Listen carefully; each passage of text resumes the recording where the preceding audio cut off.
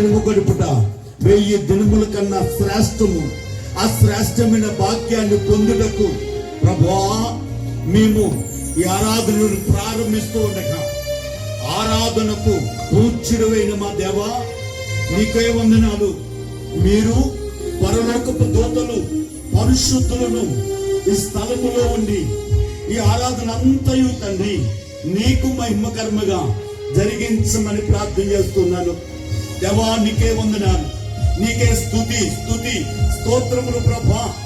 నాయనా నీవు కొండ ఎక్కి కూర్చుని ఉండగా నీకిష్టమైన ప్రజలు నీ యొద్దకు వచ్చి అన్న మాట లేఖనాన్ని బట్టి దేవా నీవు ఈ స్థలములో ఉండగా దేవా నీవు నీ ప్రజలను ఆకర్షించాలి. దేవా నీ ప్రజలను మీరు నీ ఆత్మచేత ప్రేరేపణ కలిగజేసి పొరుకొల్పిక నాయనా నీ ప్రజలందరినీ మీరు తోడుకుని రమ్మని ప్రార్థన చేస్తున్నాను. వచ్చిన నీ బిడ్డల కొరకు వందనాలు. వచ్చిన వారందరూ పెట్టి నీకే స్తుతి స్తోత్రములు చెల్లిస్తున్నానయ్యా. ఈ ఆరాధన అంతయు నాయనా నీ నామము హెచ్చింపబడినట్లుగా మేము నేల మట్టుకు తగ్గించుకుని ఉన్నతమైన నీ నామము గణపరచడానికి దేవా నీ కృపమ్మని ప్రార్థన చేస్తున్నా. ఈ ఆరాధన అంతయు ప్రభా నాయనా నా తండ్రి అత్యంత పరిశుద్ధముగా మహిమకరముగా జరిగించమని అల్లరికి కట్టలేక నాయనా అల్లరికి ప్రభా ఎలాంటి ప్రభా అల్లరి కాకుండా యేసయ్యా దుష్టుని దూరపరచండి, అల్లరి కట్టను దూరపరచండి. ఈ ఆరాధన అంతా ప్రభా పరిశుద్ధముగా మహిమకరముగా జరిగించమని ప్రార్థన చేస్తున్నాం. దేవా మేమందరము తండ్రి పరవశులై ప్రభు వశమై దేవా నేను స్తుతించి ఆరాధించు భాగ్యం ఇవ్వండి. నీ కృపతో నింపమని ప్రార్థన చేస్తున్నానయ్యా. నీకే వందనాలు.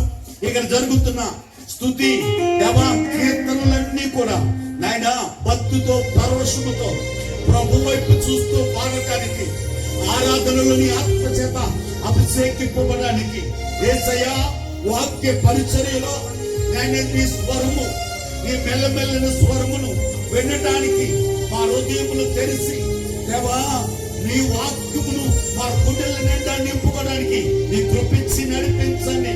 దేవా ఈ ఆరాధన అంతా కూడా తండ్రి మహిమకరముగా జరిగించమని వాతావరణం ప్రభా నీ చేతులకు అప్పగిస్తున్నా. దేవా నీ ఆరాధన ఎంత వరకు నీ ప్రజల గృహాలు చేరేంత వరకు అయినా మాకు అనుకూలత కలిగిన వాతావరణాన్ని మీరు ఇమ్మని ప్రార్థన చేస్తున్నాను. తోడే ఉన్నది నీ కృపతో నింపి బలపరచుము. దేవా ఈ ఆరాధన అంతా కూడా ఆదరించి అంచెము వరకు నీవే మహిమకరముగా జరిగించమని మా మధ్యకు యాజకుడిగా ప్రధాన కాపురుగా దిగవచ్చిన యేసు ప్రభుల వారి పేరట ఈ ప్రార్థన అడిగి వేడుకుంటున్నాను తండ్రి, ఆమేన్. కూర్చోండి. హల్లెలూయా. మైక్ కొద్దిగా బేస్ పెట్టండి. హల్లెలూయా.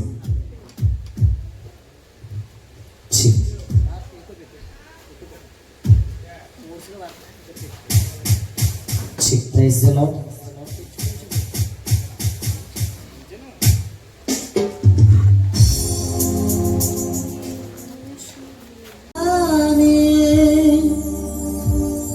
నా ప్రాణము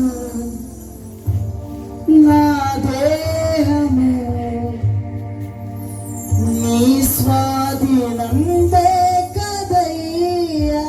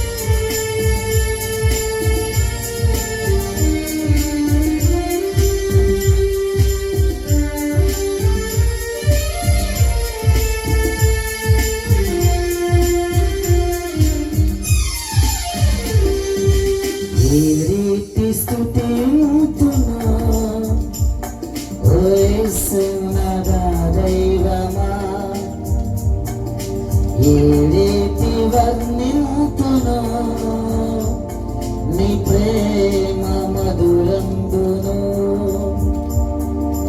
ఈ రీతి స్తుతింతును ఓ యేసు నాథా దైవమా ఏ రీతి వర్ణింతును నీ ప్రేమ మధురంబును నీ కృపలన్నీ తలపోసుకొనుచు నీ పాదాలు చేరానయ్యా నీకు కృతజ్ఞతలు చెల్లింపమదిలో నా కన్నీళ్ళు మిగిలాయయ్యా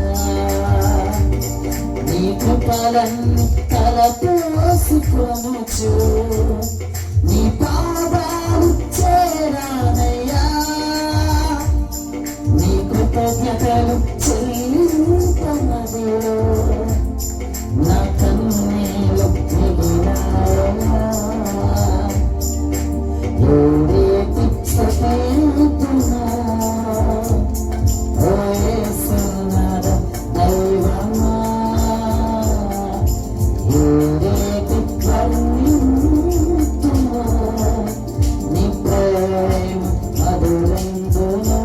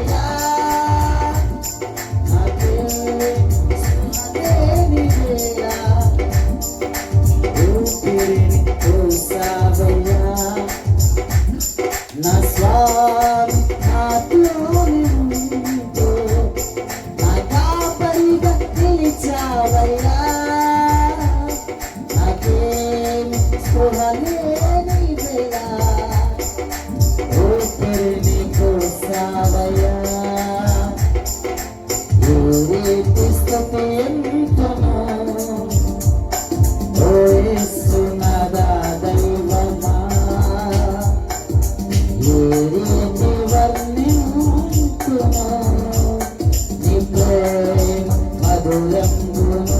పాదం ప్రతి ఒక్క మాట. ఈ రీతి స్తుతింతును ఓ యేసు నాదా దైవమా. Yes Lord. ఈ రీతి వర్ణింతును నీ ప్రేమ మధురంబును. నీ కృపలన్నీ తలపోసుకొనొచ్చు నీ పాదాలు చేరానయ్యా. నీకు కృతజ్ఞతలు చెల్లింపమదిలో నా కన్నీళ్ళు మిగిలాయయ్యా. నీ కృపలన్నీ తలపోసుకొనొచ్చు పాదాలు గరిగానయ్యా. నీకు కృతజ్ఞతలు చెల్లింపమదిలో నా కన్నీళ్ళు మిగిలాయయ్యా.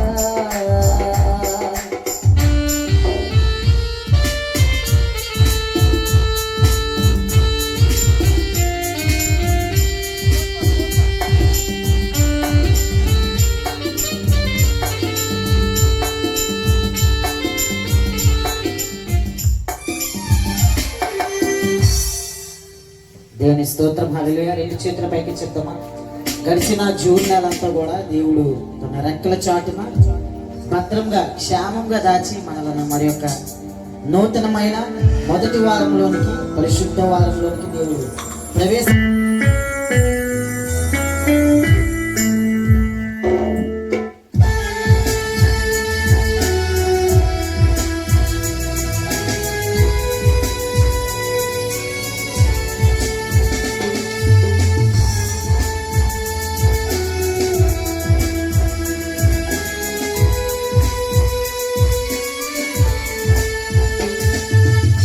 దీవించవి సమృద్ధిగా నీ సాక్షిగా కొనసాగమని ప్రేమించవి నన్ను ప్రాణంగా నీ కోసమే నన్ను బ్రతకమని. దీవించవి సమృద్ధిగా నీ సాక్షిగా కొనసాగమని ప్రేమించవి నన్ను ప్రాణంగా నీ కోసమే నన్ను బ్రతకమని. దారులలో ఎడారులలో సెలయేరులై ప్రవహించుమయా.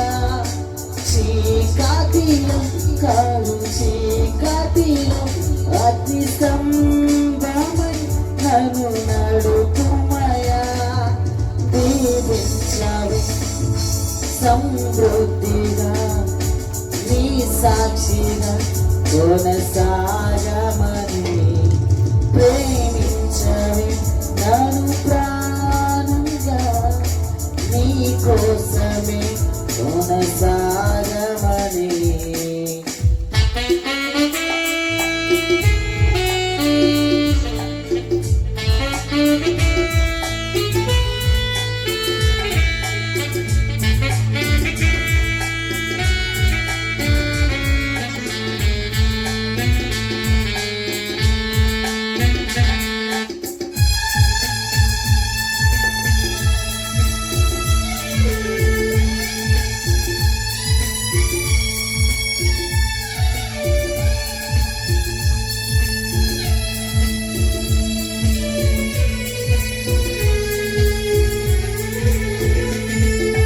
నువ్వే లేకుండా నేనుండలేను యేసయ్యా.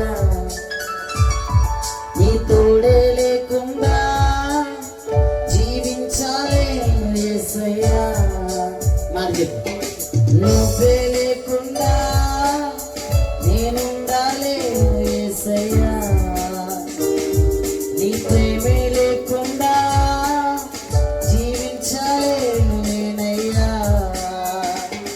నా ఒంటరి పయనంలో నా జంటగా నిలిచావే. నే నడిచే దారుల్లో నా తోడై ఉన్నావే.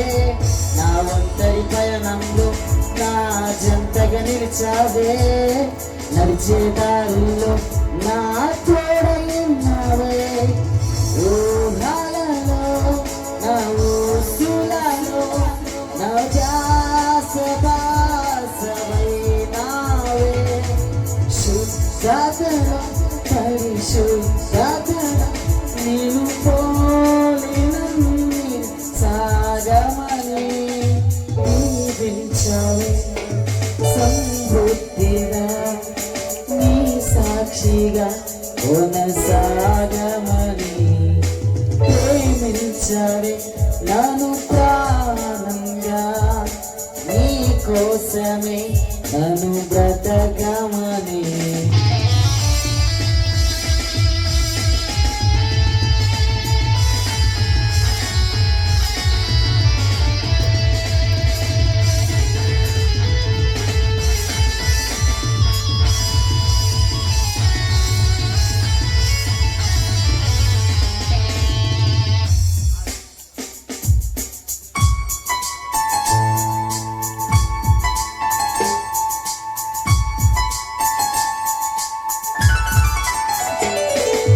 కొరతే లేదయ్యా, సమృద్ధి జీవం నీవయ్యా. కొరతే లేదయ్యా, నీ జాలి నాపై యేసయ్యా. కొరతే లేదయ్యా, నీ జాలి నాపై యేసయ్యా. కొరతే లేదయ్యా, సమృద్ధి జీవం నీవయ్యా. నా కన్నీరంతా తుడిచావే కన్నా తల్లిలా, నా కొడువంత తీర్చావే కన్నా తండ్రిలా. నా కన్నీరంతా తుడిచావే కన్నా తల్లిలా, నా కొడువంత తీర్చావే కన్నా తండ్రిలా. ఆశాలలో నిరాశాలలో నేను నీకు అన్నావు. పురాతనలో నా పక్షముగా నిలిచావే. దీవించావే బుద్ధిగా నీ సాక్షిగా కొనసాగమని ప్రేమించావే నన్ను ప్రాణంగా. నీ కోసమే నన్ను బ్రతకమని దీవించావే. సమృద్ధిగా నీ సాక్షిగా కొనసాగమని ప్రేమించావే నన్ను ప్రాణంగా. నీ కోసమే నన్ను బ్రతకమని. దారులలో ఎడారులలో సెలయేరులై ప్రవహించుమయా. చీకటిలో కారు చీకటిలో అతి స్తంభమై అను నడుపుమయా. దీవించావే సమృద్ధిగా నీ సాక్షిగా కొనసాగమని ప్రేమించావే నన్ను ప్రాణంగా. నీ కోసమే నన్ను బ్రతకమని దీవించావే సమృద్ధిగా నీ సాక్షిగా ప్రేమించావే ప్రాణంగా. నీకు బ్రతకమని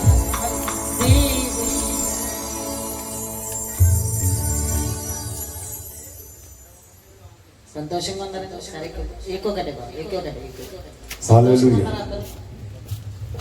ఒకసారి అందరూ రెండు చేతులు పైకి ఎత్తి హల్లెలూయా హల్లెలూయా. దేవుని వాక్యాన్ని చదువుకుందాము.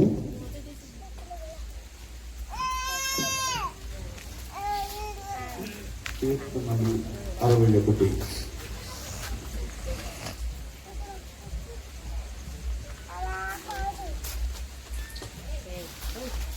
మాట్లాడొద్దు. దేవుడు దేవుని వాక్యాన్ని మన నోటుతో ఉచ్చరిస్తున్నప్పుడు, ఆయన మాటను మన నోటుతో పలుకుతున్నప్పుడు, మన ఆలోచన, మన కనుదృష్టి ఆయన మీద నిలిపి భయభక్తులతో ఆయన మాట పలకాలి. నిర్లక్ష్యంతో ఆయన మాట పలకూడదు. దేవా, నా మొర ఆలకింపుము, నా ప్రార్థనకు చెవియొగ్గుము, నా ప్రాణము తల్లడెల్లగా భూదిగంతముల నుండి నీకు మొరపెట్టుచున్నాను.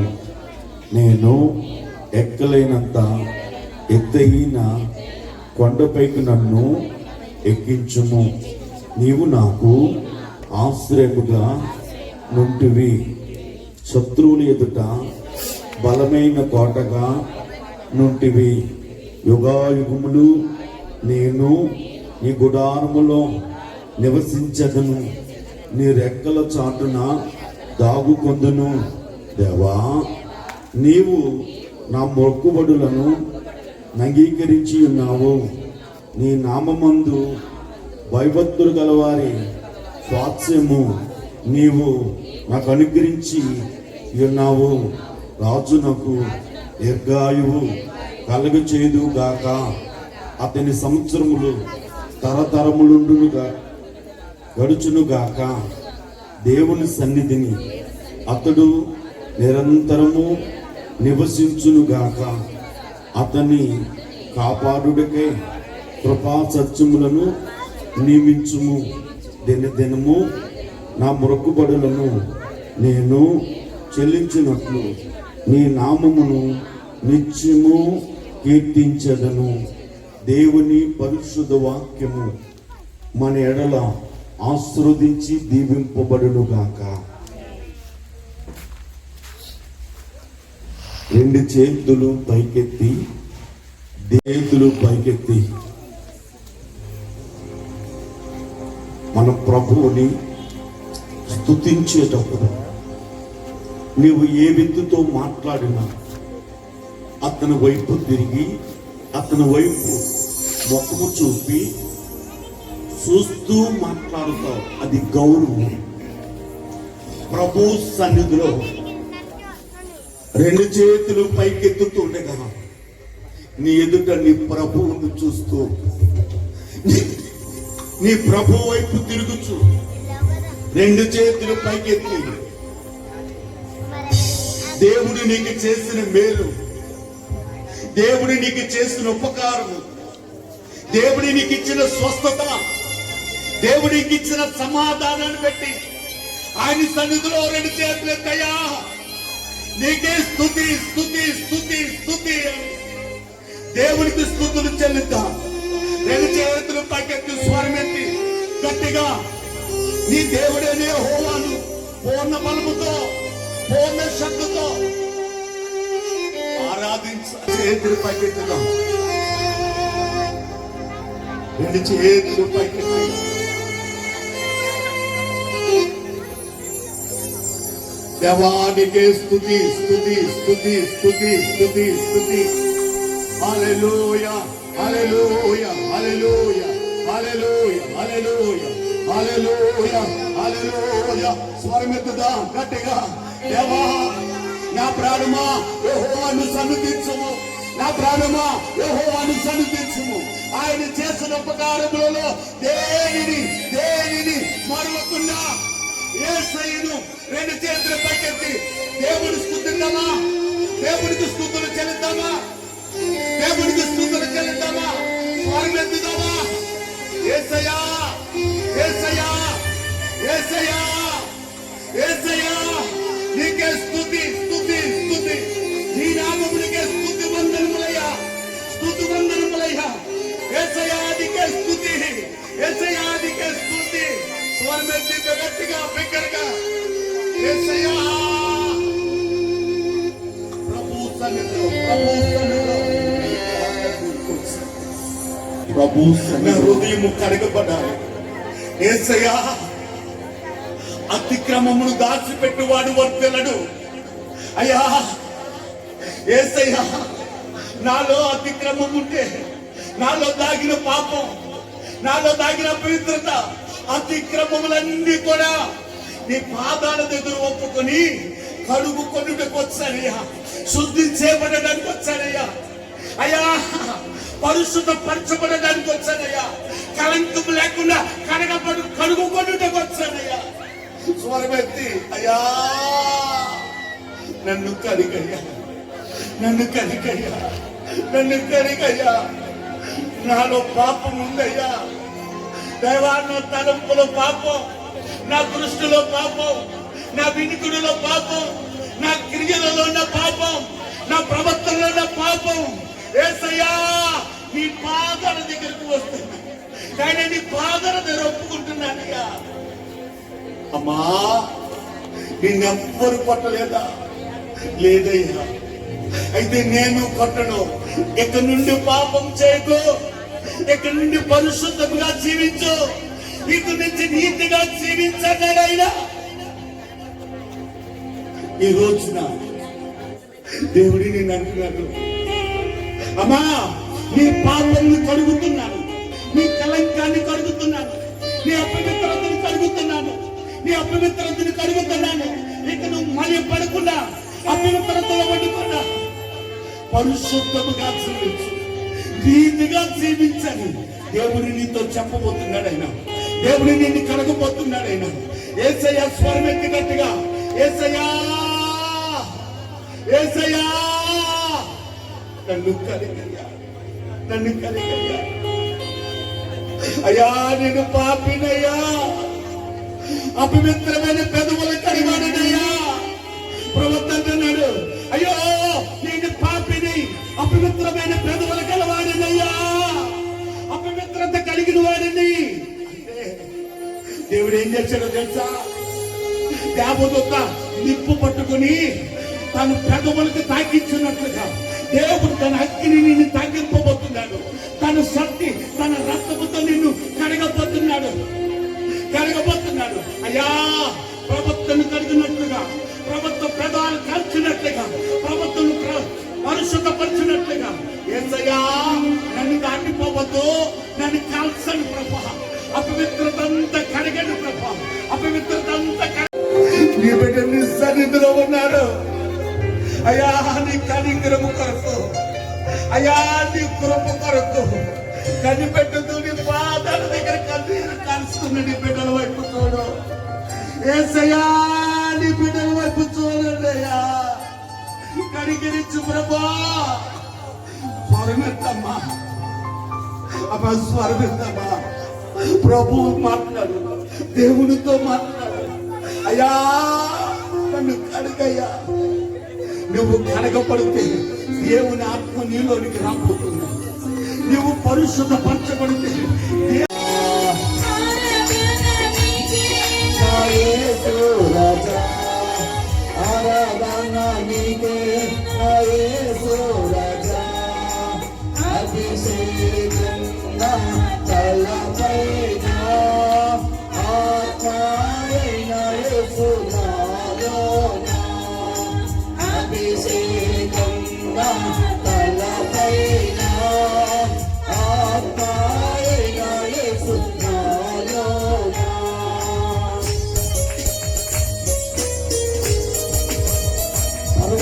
పాడుతూ ఉండగా, ప్రభువైపు చూస్తూ పాడుతూ ఉండగా,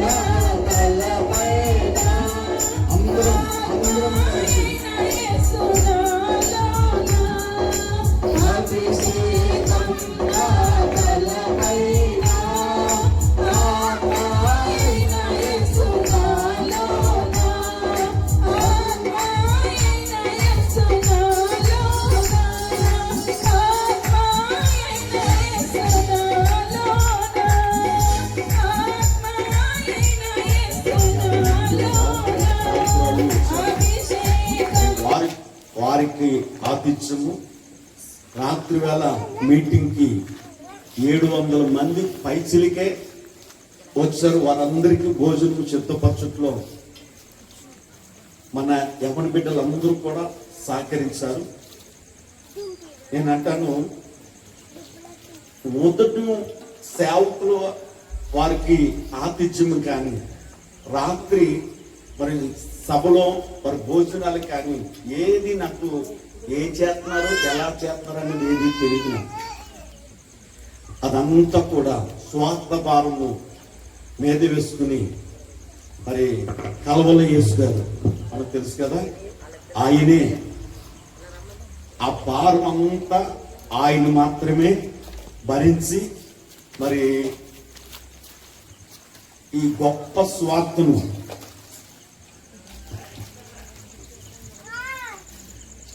ప్రజలకు తెలియచేయటానికి కృప చూపాడు. ఆయనతో మాట్లాడుతుంటే నాకు అనిపిస్తుంది,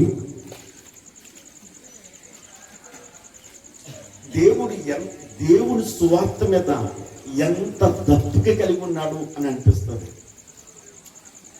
సువార్త కొరకు సమయాన్ని దాదాపుగా 20 గంటలు ప్రయాణం చేసి మరలా వెళ్ళటానికి 20 గంటల ప్రయాణము.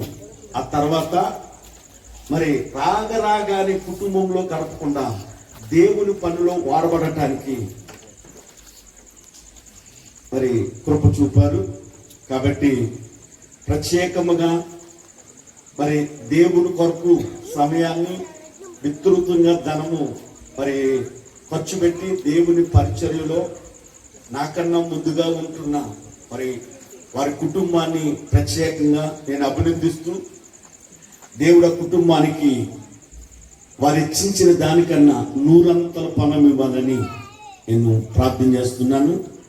ఈ పరిచర్యలో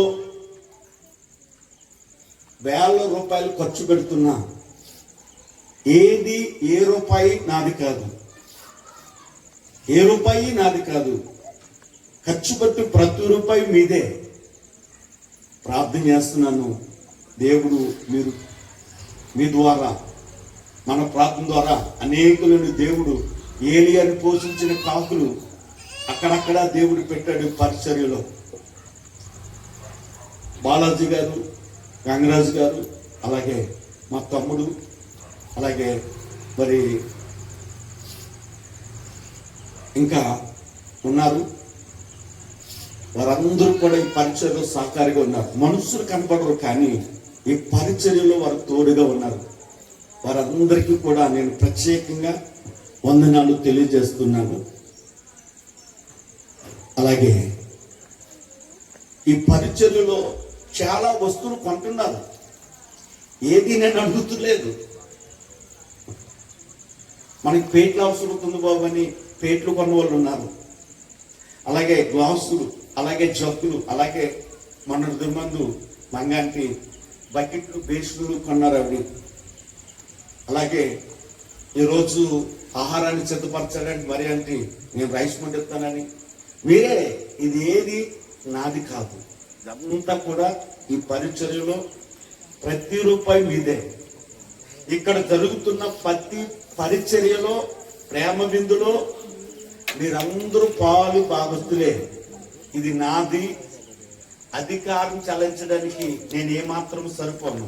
ఇది మీరు దేవునికి ఇస్తున్నారు, మరలా దేవునికే మీకు ఖర్చు పెడుతున్నాం. కాబట్టి మీరు ప్రార్థన చేయండి. అలాగే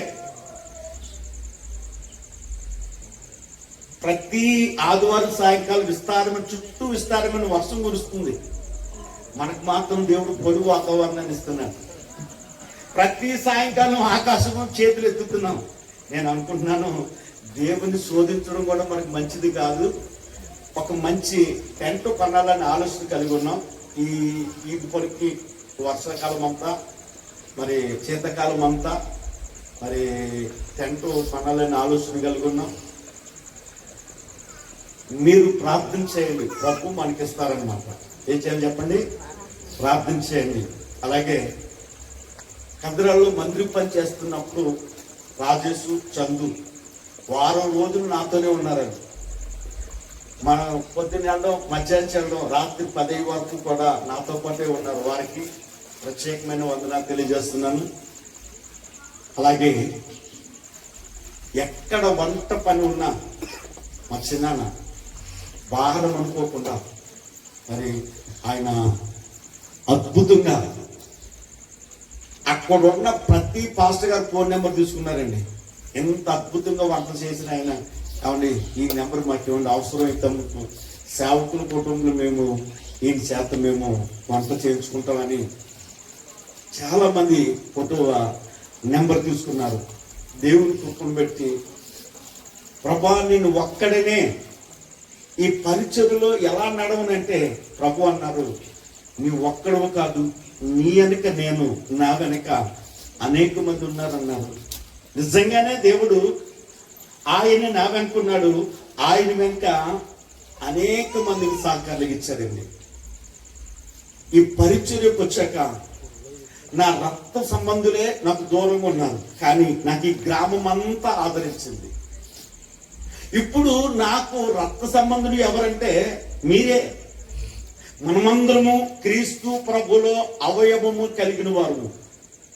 అంటే మనం ఎవరు చెప్పండి? రక్త సంబంధులు. కాబట్టి ఈ లోక బంధుత్వము ఈ లోకం మట్టుగా ఉంటుంది, మన బంధుత్వము పరలోకములో యుగోయుగములు ఉంటుంది. దేవుడు ఈ మాటలను ఈ పరిచర్యలో భాగస్థులుగా ఉన్న ప్రతి వారిని నిండుగా దీవించుగాక. చిన్ని ప్రార్థన చేస్తాను. అలాగే మన సంఘంలో గర్భఫలముల కొరకు, స్వస్థత కొరకు అంశము ప్రార్థన శుక్రవారం జరుగుతుంది. శుక్రవారము మరి 11 నుంచి 12:30 వరకు ఆరాధన జరుగుతుంది. ఉపవాస ప్రార్థన. మీరందరూ సమయంలో వారు ఏకీభించండి. అది ఎక్కువ ప్రార్థనలో జరుగుతుంది కనుక మనం ఆత్మీయలో నడుపుబడతాం. కాబట్టి మీరందరూ జ్ఞాపకం చేసుకోనండి. చిన్న ప్రార్థన చేస్తాను. బిడ్డ కొరకు ఉందండి, మహా పరిశుద్ధుడు. వేల రూపాయలు ఖర్చు పెడుతున్నారు. దేవా నీ పని కొరకు ఈ అంచె దినములలో నేను నా దేవుని కొరకు ఏదైనా చేయాలి, స్వార్థను ప్రకటించాలని ప్రభా నీ బిడ్డలు గుప్పులు విప్పి వారు చేస్తున్న నాయనా పరిచర్య కొరకు వందనాలు నాయనా. నీ సేవలో పరిచర్యలో నాయనా భారం మోస్తున్న ప్రతి కుటుంబంను, ప్రతి వ్యక్తిని నిండుగా మీరు దీవించి వర్ధల చేయండి దేవా. వారు ప్రభా ఆకాశపు వాకిళ్ళు వారు కొరకు తెరవండి. నీకు వందనాలు. మా సంఘములో ప్రభా నాయన గర్భఫలములు నాయన కావలసిన వారు ఉన్నారు, స్వస్థత కొరకు నాయన నిలుచున్న వారు ఉన్నారు దేవా. వారి ఆంతర్యంలో ఒక విజ్ఞాపన నాయన ఒక అంశమును పెట్టుకుని నీ పాదాల దగ్గర ఉన్నారు దేవా. నీ బిడ్డలందరినీ ప్రత్యేకముగా దర్శించి నాయన వారి హృదయవాంఛను తెరిచి వారిని బలపరచమని ప్రార్థన చేస్తున్నాను. ఈ కృపతో నింపమని ప్రార్థన చేస్తున్నాను. దీవించండి, నీ కృపతో నింపండి, బలపరచును. యేసే పేరిట ఈ ప్రార్థన అడిగి వేడుకుంటున్నాను తండ్రి, ఆమేన్. దేవునికి స్తోత్రం. వాక్యాన్ని చదువుకుందాము. 10వ వచనాన్ని మనం చదువుకుందాం. లోకమంతటా అక్కడి చదవండి. నేను చదువుతాను, జాగ్రత్తగా మీరు వినండి. లోకమంతటా సంచారము చేయు యెహోవా యొక్క 7 నేత్రములు జెరుబ్బాబెలు చేతిలో గుండు నూనె ఉండుట చూసి సంతోషించును. మళ్ళీ చదువుతున్నాను. లోకమంతటా సంచారము చేయు యెహోవా యొక్క 7 నేత్రములు జెరుబ్బాబెలు చేతిలో గుండు నూలుండుట చూసి సంతోషించును. పరిశుద్ధుడా, వాక్యమై ఉన్న మా ప్రభువా, మంచి బోధకుడా, మా మధ్య నిలిచి నన్ను మరుగుపరిచి పరిశుద్ధాత్ముడా నీ ప్రజలతో ఏది మాట్లాడాలని నువ్వు తలుస్తున్నావో దేవా, ప్రతి హృదయమునకు కావలసిన వాక్యమును మీరు అందించమని, దీవించమని యేసయ్య పేరటి ప్రార్థన అడిగి వేడుకుంటున్నాను తండ్రి, ఆమేన్. దేవునికి స్తోత్రం.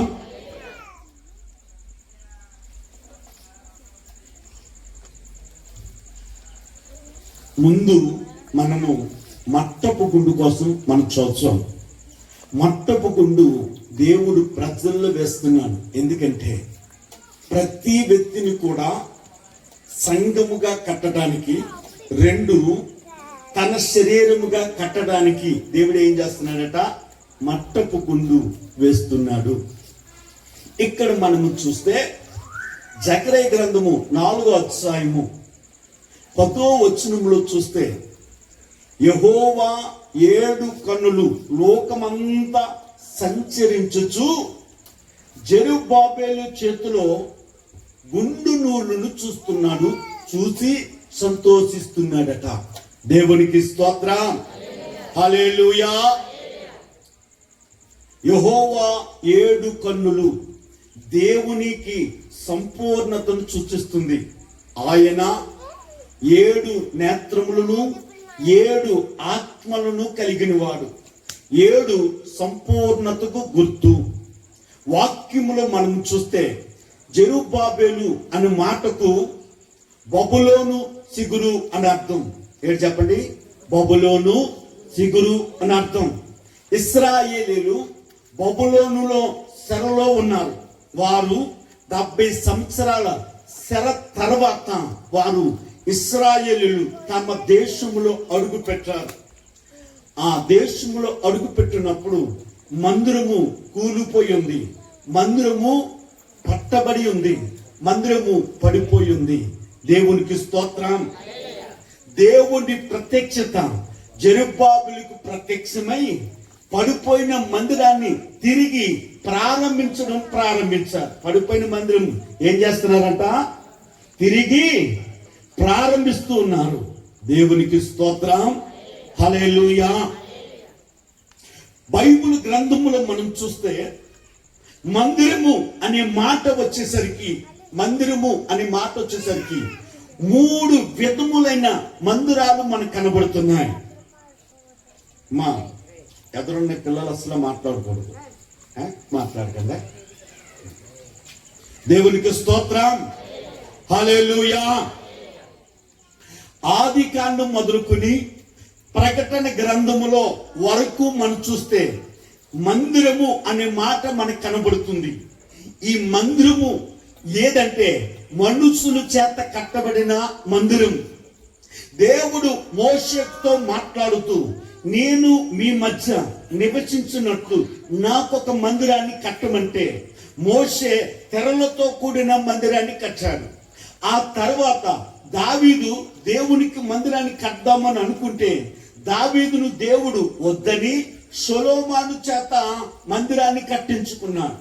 ఆ మందిరము తర్వాత చెరపట్టబడి కోల్చబడిన తర్వాత జెరుబ్బాబెలు ఆ మందిరాన్ని కట్టడం ప్రారంభించారు. ఎజ్రా, నెహెమ్యా, జెరుబ్బాబెలు వీరు ఏం చేస్తున్నారంటే పడిపోయిన దేవుని మందిరాన్ని తిరిగి కట్టడం ప్రారంభించారు. దేవునికి స్తోత్రం. ఈ మందిరము ఏదంటే మనుషుల చేత కట్టబడుతున్న మందిరం. ఈ మందిరం ఏది చెప్పండి? మనుషుల చేత కట్టబడుతున్న మందిరం. మొదటి మందిరం ఏదంటే దేవుని మనుషుల చేత కట్టబడిన మందిరం. మనుషుల చేత కట్టబడిన మందిరం. రెండో మందిరం మనం చూస్తే పాత నిబంధన కాలంలో దేవుడు మందిరములో ప్రజల మధ్య నివసిస్తూ వచ్చారు. మందిరములో ప్రజల మధ్య నివసిస్తూ వచ్చారు. కొత్త నిబంధన వచ్చేసరికి వాక్యం ఏమంటుందో తెలుసా? 1 కొరింథీ పత్రిక 3:15-16 వచనంలో చూస్తే మీరు మీ దేవుని ఆలయమనియు దేవుని ఆత్మ మీలో నివసించున్నాడనియు మీరు ఎరుగురా? ఎవడైనను దేవుని మందిరము పాడు చేసిన ఎడల దేవుడు వాడిని పాడు చేయను అనగా, ఇప్పుడు రెండో మందిరము ఎవరు అంటే, ఇప్పుడు రెండవ మందిరము దేవుని దగ్గరకు వచ్చిన నీవే ఆయన మందిరం. ఇక్కడికి వచ్చిన ప్రతి వారు దేవుని మందిరముగా దేవుడు కట్టుకున్నాడు. దేవుడు కట్టుకున్నాడు ఆయన. దేవునికి స్తోత్రం. మూడో మందిరం చూస్తే ప్రకటన గ్రంథంలో మనం చూస్తే, ప్రకటన గ్రంథంలో యోహాను చూస్తూ మాట్లాడుతున్నాడు, పరలోకములో నాకు మందిరము కనబడలేదు. ప్రజలు ఆరాధించడానికి, దేవుని స్తుతించడానికి మనకు ఈ భూమి మీద మందిరం ఉన్నది. ఆ మందిరములో దేవుని ఆరాధించినట్లుగా పరలోకములో నాకు మందిరము కనబడలేదు. అయితే గొర్రె పిల్లే ఆ మందిరమై ఉన్నాడు. ఎవరట మందిరము? గొర్రె పిల్లే మందిరము. 3 మందిరాలు. ఒకటి మనుషుల చేత కట్టబడిన మందిరం, దేవుడే మనిషిని మందిరముగా కట్టబడిన మందిరం, దేవుడే మందిరం, దేవుడే మందిరం. దేవునికి స్తోత్రం. హల్లెలూయా. జెరుబ్బాబెలు చేతిలో నూలుగుండు మనం చూస్తున్నాం. ఈ నూలుగుండు అనేది ఏమిటంటే వడంబరము. ఏమిటి చెప్పండి? వడంబరం అనగా అది చక్కగా కట్టడానికి వినియోగించే పరికరం. ఇప్పుడు జెరుబ్బాబెలు చేతిలో నూలుగుండు చూసి దేవుడు ఏడాత్మ కలిగిన దేవుడు, 7 నేత్రములు కలిగిన దేవుడు అంటున్నాడు. జెరుబ్బాబెలు చేతిలో మట్టపు గుండు చూసి నేను సంతోషిస్తున్నాను. నేనంటాను, మట్టపు గుండు ఎవరు పట్టుకుంటాడు? ప్రతివాడు మట్టపు గుండు పట్టుకుంటాడా? ప్రతివాడు మట్టపు గుండు యొక్క పనితనము, అది ఎలా వినియోగించాలో, అది ఎలా వాడాలో ప్రతివాడికి తెలుస్తుందా? తెలియదు. మరి ఎవరికి తెలుస్తుంది అంటే, ఎవడు నిర్మాణకులో నైపుణ్యత కలిగిన వాడో, ఎవడు నిర్మించే శక్తి కలిగిన వాడో, ఎవడు ఇల్లు కట్టగలడో, ఎవడు గోడ కట్టగలడో, వాడి చేతిలో ఆ పరికరాన్ని వాడు మాత్రమే వినియోగించగలడు. ఇప్పుడు అంటున్నాడు, జెరుబ్బాబెలు చేతిలో మట్టపు గుండె నేను చూస్తున్నాను. అతని చేతిలో మట్టపు గుండె చూసి ఇతడు చక్కగా నా మందిరాన్ని కట్టగలడు, ఇతడు చక్కగా పడిపోయిన మందిరాన్ని కట్టగలడు అని చూసి దేవుడు అంటున్నాడు, నేను సంతోషిస్తున్నాను. ఈ రోజున దేవుడు మనందరితో మాట్లాడుతున్న మాట ఏంటో తెలుసా?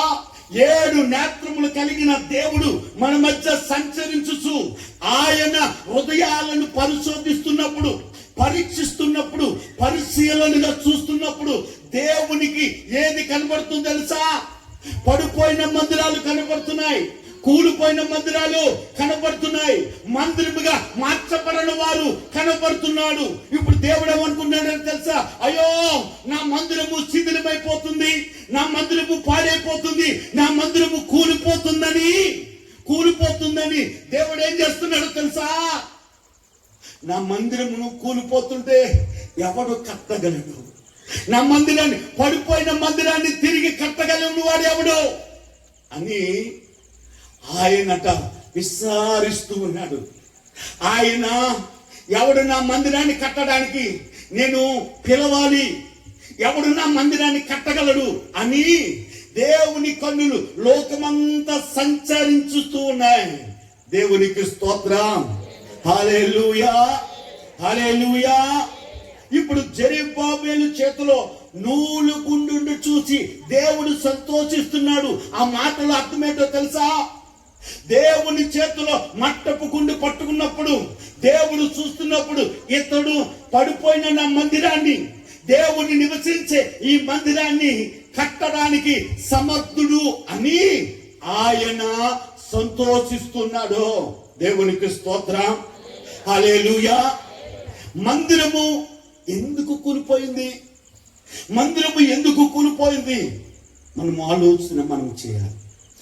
దేవునికి స్తోత్రం. హల్లెలూయా.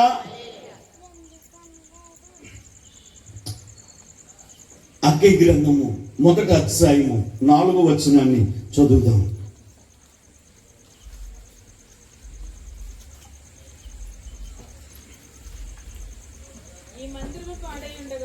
ఈ మందిరము పాడేయుండగా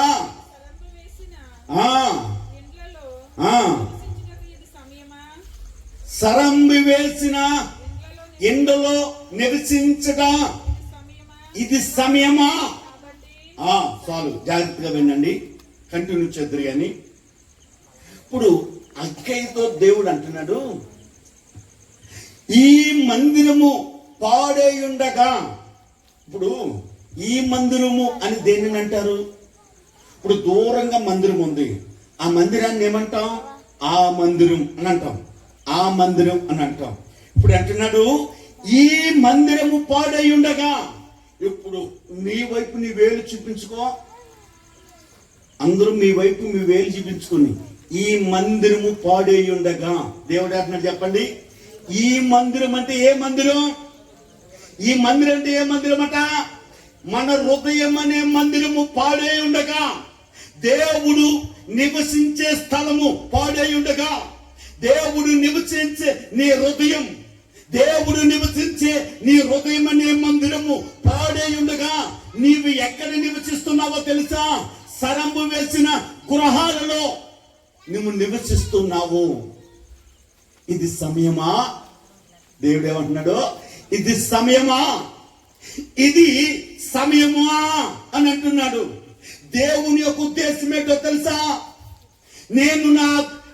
దేవుడు నిన్ను మందిరముగా కడితే, ఈ మందిరము శిథిలమైపోయి, ఈ మందిరము పాడైపోయి, ఈ మందిరము పాడైపోయి దేవుడు నీలోనికి రాకుండా నీవు నీ గృహములో జీవిస్తున్నావు అంటే, నీ దేవుడు ఎక్కడుంటున్నాడు? నీకు ఇల్లుంది, నీ ఇంటిలో నివసిస్తున్నావు. దేవుడికి నీ ఇల్లుంది, దేవుడికి నీవే ఇల్లు, నీవే మందిరం. ఇప్పుడు ఈ మందిరం పాడైపోయింది.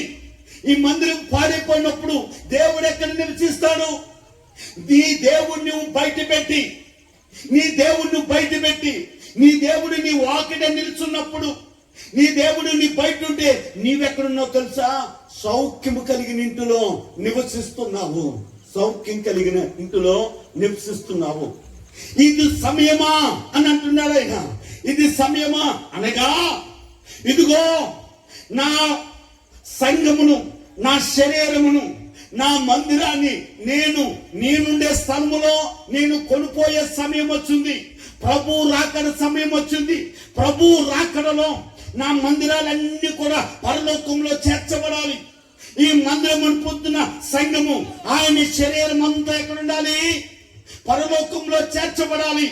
రాకడ సమయము ఆసన్నమవుతుండగా, ఇదిగో నేను త్వరగా వచ్చుచున్నాను అని ప్రభు స్వరమెత్తి ప్రజలను పిలుస్తూ ఉండగా, ఇప్పుడు ప్రజలు దేవుని వింటిని పక్కన పెట్టి తన ఇంటిని నిర్మించుకుంటున్నారు, తన ఇంటిని నిర్మించుకుంటున్నారు. దాని వలన మనుషులు ఎలాగున్నారో తెలుసా? కిందకి చదవండి. మీరు విస్తారముగా విత్తిన మీకు కొంచెమే పండెను, మీరు భోజనం చేస్తున్నాను, ఆకలి తీరకు ఉన్నది, పానము చేస్తున్నాను, దాహము తీరకు ఉన్నది, బట్టలు కప్పుకుంటున్నాను, చలి ఆగుకున్నది. పనివారు కష్టము చేసి జీతమును సంపాదించుకున్నాను, జీతము సిరిగిపోయిన సంచిలో వేసినట్లుగా ఉంది. దేవునికి స్తోత్రం. దేవుని ఇల్లు పాడైతుండగా నీవు సరంబు వేసిన ఇంటిలో నీవు నివసిస్తున్నావే. దేవుని ఇల్లు పాడైతే నీకు కలిగే నష్టం ఏంటో తెలుసా? ఈ మందిరము అనబడుతున్న నీవు నీ దేవుళ్ళను నివాస స్థలముగా మారకపోతే, మందిరముగా మారకపోతే అని అంటున్నాడు. విస్తారంగా విత్తుతున్నావు, కొంచెం పంట మాత్రమే నీకు పండుతుంది. ఆకలి తీరట్లేదు. నువ్వు పానము చేస్తున్నావు, దాహము తీరతలేదు. నువ్వు కష్టపడుతున్నావు, నీ కష్టం అంతా కూడా సిల్లి సంచులో వేయబడినట్లుగా అయిపోతుందంట. ఏం చేస్తుంది చెప్పండి? సిల్లి సంచులో వేయబడినట్లుగా అయిపోతుందట. దేవునికి స్తోత్రం. హల్లెలూయా, హల్లెలూయా. నీ కష్టము నీకు అక్క రావట్లేదు.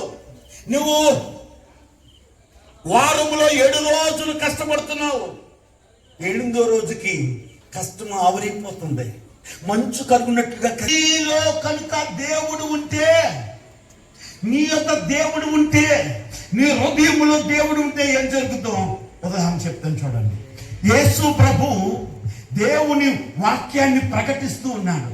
ప్రజలట సమయాన్ని మర్చిపోయారు, రాత్రి మర్చిపోయారు, పొగలను మర్చిపోయారు. 3 దినాలు అయిపోయిందంటండి. ఎన్ని దినాలు? 3 దినాలు అయిపోయింది. ప్రభు మాట వింటూ పరవశులైపోయారు, ప్రభులో లీనమైపోయారు. ప్రభువులో నీలమైపోయిన తర్వాత వారందరూ 3 దినాలు దేవుని స్వరము తప్ప మరొకటి వినపడలేదు. అప్పుడు అని అన్నాడు. ఆవిడ కరువు కాలంలో ఉంది.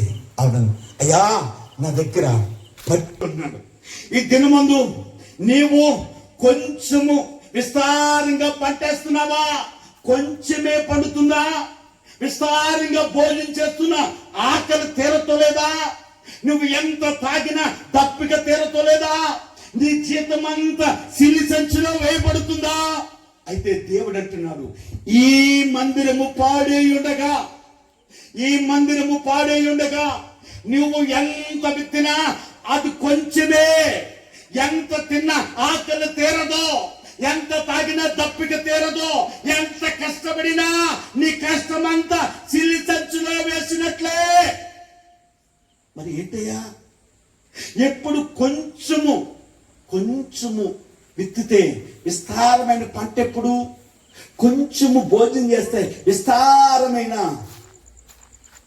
ఆకలి తీరడం ఎప్పుడు అని అంటే, నీవు మందిరముగా కట్టబడితే జెరుబ్బాబెలు మూలుగుండు పట్టుకొని చక్కగా మందిరాన్ని కడుతున్నాడు. ఈ రోజున పరిశుద్ధాత్ముడు నీ మధ్య నిలిచి నిన్నేం చేస్తుందో తెలుసా? తన వాక్యము చేత చక్కగా నిన్ను మందిరముగా కడుతున్నాడు ఆయన. దేవునికి స్తోత్రం. హల్లెలూయా, హల్లెలూయా.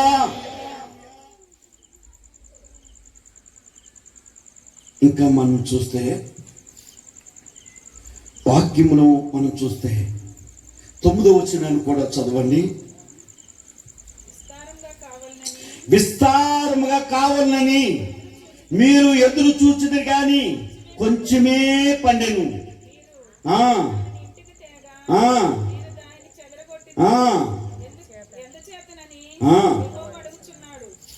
నా మందిరము పాడై ఉండగా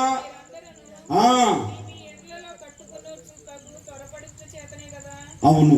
దేవునికి స్తోత్రం. హల్లెలూయా, హల్లెలూయా.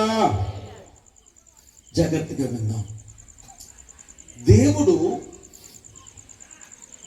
స్థిరమైనది ఏది, అస్థిరమైనది ఏది, ఈ భూమి మీద స్థిరంగా నిలబడేది ఏది, అస్థిరమైనది ఏది అనే విషయాన్ని మాట్లాడుతున్నాడు. ఇల్లు ఈ లోకానికి సంబంధించినది, మందిరము పరలోకానికి సంబంధించినది.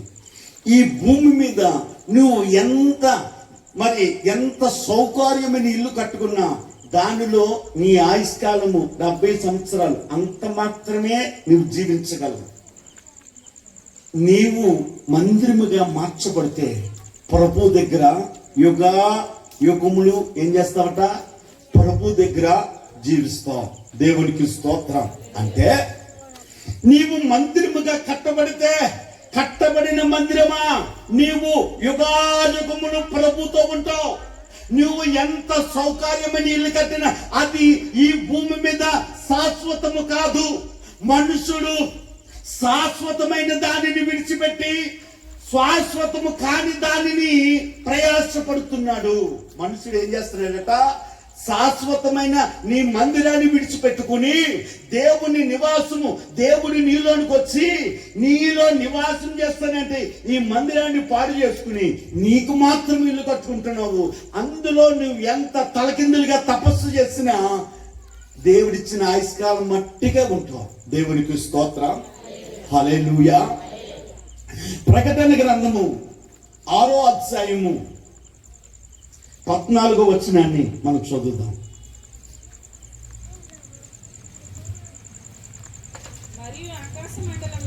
మరియు ఆకాశ మండలము చుట్టబడిన గ్రంథం వలె దేవుని సముఖము నుండి తొలగిపోయాను.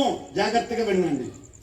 మనము స్థిరము అనుకుంటున్న ఈ ఆకాశము దేవుని సముఖము నుండట ఒకడు ఒక గ్రంథాన్ని చుట్టబెట్టినట్లుగా, ఒకడు ఒక కాగితాన్ని చుట్టబెట్టినట్టుగా చుట్టబెట్టబడి తొలగిపోతుందట. ఏమవుతుంది చెప్పండి? తొలగిపోతుందట. ఇప్పుడు చూడండి, ప్రకటన గ్రంథము 21వ అధ్యాయము 1వ వచనాన్ని మనం చూద్దాం. అంతట నేను కొత్త ఆకాశమును కొత్త భూమిని చూచితిని. యోహాను అన్నాడు, మొదటి ఆకాశము మొదటి భూమియు గతించిపోవెను. దేవునికి స్తోత్రం. ఇప్పుడు నువ్వు చూస్తున్న ఈ భూమి, నువ్వు చూస్తున్న ఆకాశము, ఇవన్నీ కూడా ఏమవుతున్నాయట? గతించిపోతున్నాయట. గ్రంథము చుట్టబడినట్లుగా చుట్టబడి దేవుని సముఖం నుండి తొలగిపోతున్నాయి. ఈ చూస్తున్న ఈ భూమి మీద విస్తారముగా ఉన్న ఈ కట్టడాలు ఏవి కూడా స్థిరమైనవి కావు.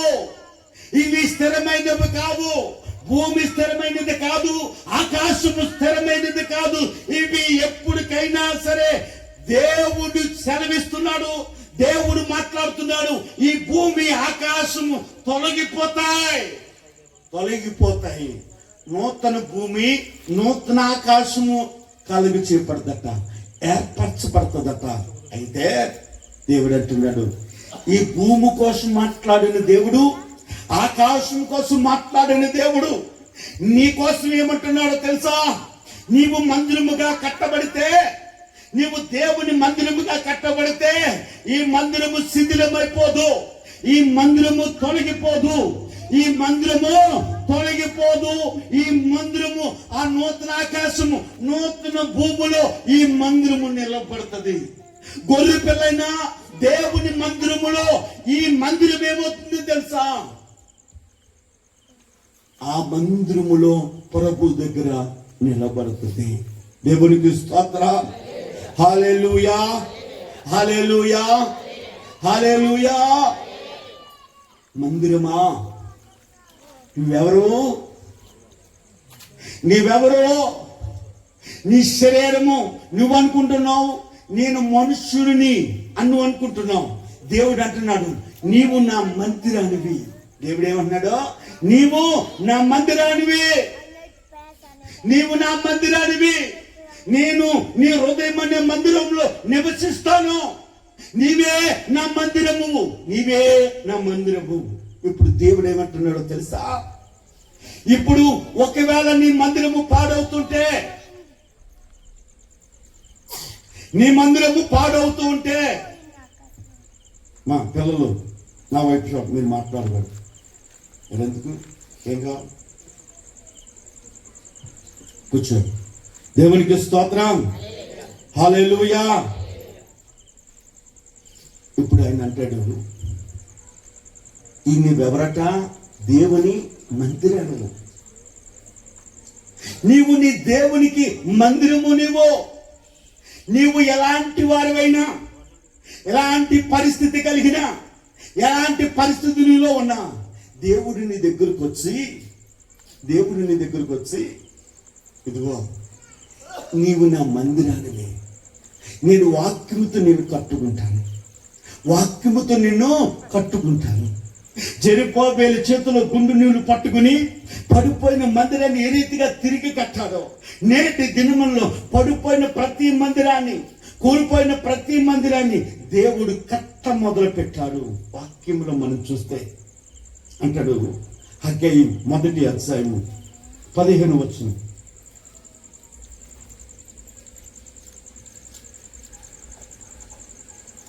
నేను చదువుతాను వినండి.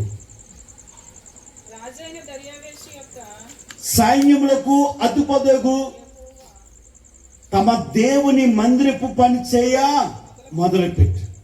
ఇప్పుడు అంటున్నాడు, సైన్యములకు అధిపతియకు దేవుని మందిరపు పని చేయ మొదలు పెట్టారట.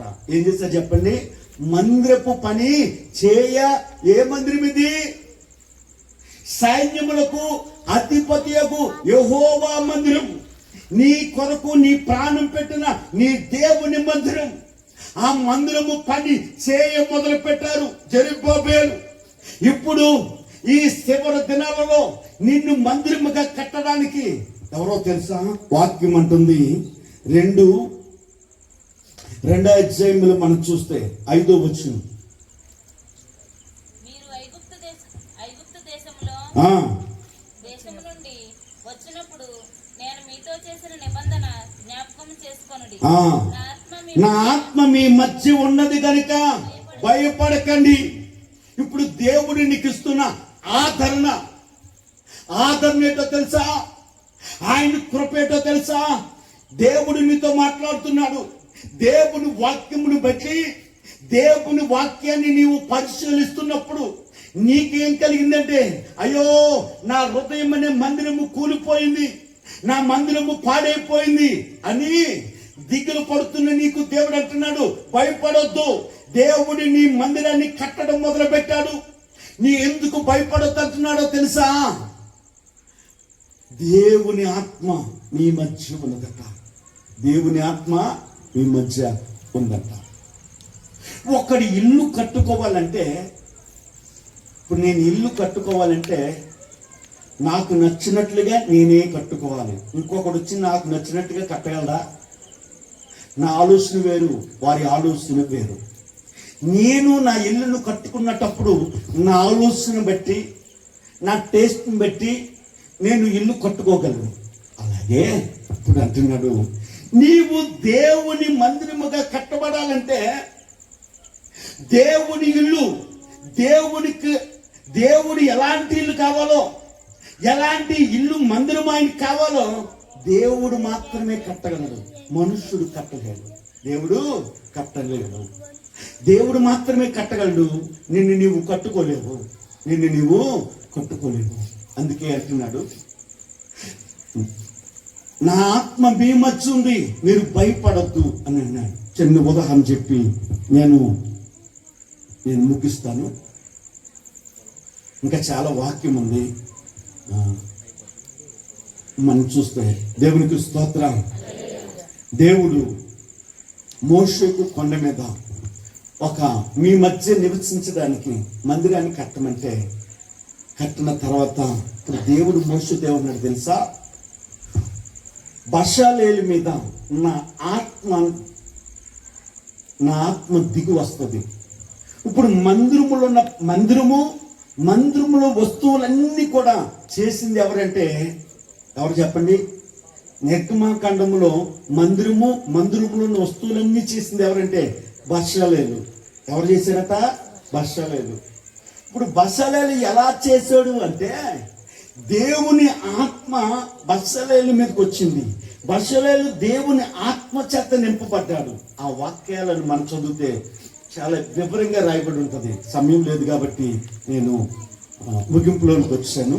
కాబట్టి ఇప్పుడు ఆ మందిరాన్ని దేవుడు చెప్పినట్లుగా, దేవుడు ఎలా చేయమంటే అలా, దేవుడు ఏదైతే సెలవిచ్చాడో, ఏదైతే చూపించాడో, దేవుడికి తన మనసులో ఉన్న ప్రతి వస్తువును ఎలా చేయగలిగాడు అని అంటే, వాక్యం అంటుంది, బషాలేలు తన దేవుని ఆత్మ చేత నింపబడి దేవుని మందిరంలో ఉన్న పరికరాలన్నీ కూడా చేశాడు.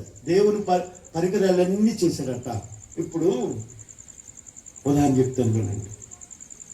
ఒక మనిషి ఉన్నాడు, ఎంత భోజనం చేయగలడు చెప్పండి? మనిషికి తగినంతే భోజనం చేయగలడు. ఒకవేళ ఇంకా అతుంటే ఇంకో కొంచెం తినగలడు. ఒక్కొక్కసారి చాలా సంఘటనలు మన మధ్యన జరుగుతాయి. ఏంటంటే, ఒక మనిషిని దెయ్యం పట్టుకుంది అనుకోండి, ఆకలేస్తుంది అంటారు, కుండలో ఉన్న కూడంతా తినేస్తుంది. అలాంటి విషయాలు జరగలేదా? జరిగాయి కదా. కుండలో ఉన్న కూడంతా మరి ఎవరు తింటున్నారు? మనిషి తింటున్నాడా? వీడు చూస్తే గుప్పుడు ముద్దు కానీ ఎక్కువ తినలేడు. కానీ ఏమంటున్నారు? కుండలో ఉన్న కూడంతా తినేసాడు. వీడి దెయ్యం పట్టిందిరా, వీడి అపవిత్రాత్మ పట్టిందిరా, దురాత్మ పట్టిందిరా అని అంటాం కదా. అంటే వాడి కాదు, వాడిలో ఉన్న దెయ్యం ఇప్పుడు ఏం చేసిన కుండలో కూడంతా తినేసింది. ఇది సత్యం, ఇది కాదనలేని సత్యం. ఒక అపవిత్రాత్మే మనిషిని ఆవరించినప్పుడు, తన శాస్త్రాలు బయలుపడుతున్నప్పుడు, తన ఆలోచన బయలుపడుతున్నప్పుడు, తన కోరికలు బయలుపడుతున్నప్పుడు, దేవుని ఆత్మ ఒక మనిషిని ఆవరిస్తున్నప్పుడు, దేవుని ఆత్మ చేత నింపబడుతున్నప్పుడు, దేవునికి ఇష్టమైన మందిరముగా నువ్వు కట్టబడవా? దేవుని అనుకూలమైన మందిరముగా నువ్వు కట్టబడవా? దేవుని నివాస స్థలముగా నీవు కట్టబడవా? కట్టబడతావా? కట్టబడవా? దేవునికి స్తోత్రం, హల్లెలూయా. ఆ మందిరములో నివసించేది ఎవరట? మీరు మీ దేవుని ఆలయమనియు, మీ దేవుని ఆత్మ మీలో నివసించున్నాడనియు మీరు ఎరగరా? మనలో నివసించేది ఎవరంటే పరిశుద్ధాత్ముడు. మనలో నివసించేది ఎవరట? పరిశుద్ధాత్ముడు. 3:15-16 ఎవరట? పరిశుద్ధాత్ముడు. దేవునికి స్తోత్రం, హల్లెలూయా. మందిరాలు కట్టినా కట్టకపోయినా మనం ఏం కట్టాలో తెలుసా? మీలో ప్రతి ఒక్కరు ఒక మందిరముగా కట్టాలి. ఇదే భాగ్యం, ఇదే భాగ్యం. ఈ మందిరము, ఈ భూమి తొలగిపోయినా, ఆకాశము తొలగిపోయినా, దేవుని ఎదుట ఏ మందిరం ఉంటది? ఈ మందిరమే నిలబడుతుంది. దేవునికి స్తోత్రం. నీవు దేవుని మందిరముగా కట్టబడిన తరువాత, దేవుడు నీలో ఉన్న తర్వాత వాక్యం అంటుంది, కొంచెము విత్తిన విస్తారమైన పంట, కొంచెము తిన్నా ఆకలి తీరడం, నీ కష్టాజీతం అంతా కూడా చిల్లి సంచులో వేయబడకుండా ఎక్కడ వేయబడుతుంది తెలుసా? ఆశీర్వాదపు సంచులో, దీవెనే సంచులో. దేవునికి స్తోత్రం, హల్లెలూయా, హల్లెలూయా. నీ దేవుడు ఎలాంటి వాడంటే తెలుసా? నీ దేవుడు 100 60 ఏమండి 30 నీ యొక్క కష్టాజీతాన్ని వృద్ధి చేసే దేవుడండి ఆయన, వృద్ధి చేసే దేవుడండి ఆయన. నీవు మొదట ఈ మందిరం, ఏ మందిరం అట? ఈ మందిరము నిర్మింపబడి దేవుడి మందిరంలో నివసించడం ప్రారంభిస్తే నీవి జీవించే విధానం మారిపోతుంది, నీ ఆశీర్వాదం మారిపోతుంది, నీ ఆశీర్వాదము మారిపోతుంది. దావీదు ఒకరోజు ఆయన సన్నిధిలో మోకరించి అంటున్నాడు, దేవా, ఇంతగా నన్ను హెచ్చించుటకు నేను ఏ పార్టీ వాడిని? ఇంతగా హెచ్చించుటకు నేను ఏ పార్టీ వాడిని? ఏమన్నాడు దావీదు? అయ్యా, నేనెవరో తెలుసా? నేను గొర్రెల కాపరిని. నేనెవరో తెలుసా? కొండలలో, కోనలలో, అడవులలో ఎండకు ఎడుతూ, వాడుకు తడుస్తూ, చలికి వణుకుతున్న వాడిని. అలాంటి వాడిని దావీదు నగరి అని 12 సంవత్సరాలు కట్టారట నగరి. అలాంటి సౌకర్యమైన నగరులో ఉండటానికి ఏం చేశాడట? దేవుని హెచ్చించాడు. ఎందుకో తెలుసా? దావీదు ప్రార్థన ఏంటో తెలుసా? దేవా, నీ సన్నిధిలో 1 దినము గడుపుట 1000 దినముల కన్నా శ్రేష్టం. దేవా, నాలో నుండి నీ ఆత్మ తీసివేయకు, నన్ను మందిరముగా కట్టు. దేవుడు దావీదును మందిరముగా కట్టిన తర్వాత, దేవుడు మందిరము దావీదు అయిన తర్వాత దేవుడు ఎంత ఇచ్చించాడో తెలుసా? గొర్రెల దొడ్డులో నుండి సింహాసనం మీద నిలబెట్టాడు. ఎంత ఆశీర్వాదం, ఎంత దీవెన.